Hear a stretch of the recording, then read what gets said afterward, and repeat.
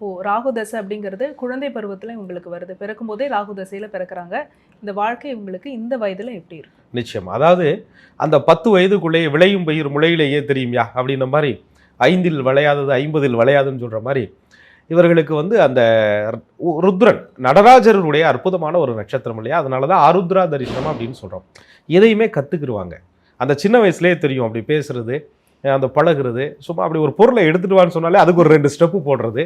இந்த மாதிரி இவர்கள்ட்ட வந்து அந்த நடனமும் அந்த நாட்டியமும் அந்த பரதமும் அந்த கலையும் அந்த சரஸ்வதியும் இயற்கையிலேயே குடிகொண்டிருக்கும். ராகுவே ஒரு வேகமான கிரகம் இல்லையா, அதுலேயும் மிதுனம் காற்று ராசியில் இருக்கும்போது சட்டுன்னு வேகமாக செயல்படுறது, எதையுமே வந்து துருன்னு இருக்கிறது, அவங்கள மெயின்டைன் பண்ணுறதுக்கே ஒரு 2-3 நாள் வீட்டில் வேணுமியா, ஸ்பெஷலாக வேணுமியா அப்படிங்கிற மாதிரி இருக்கிறது.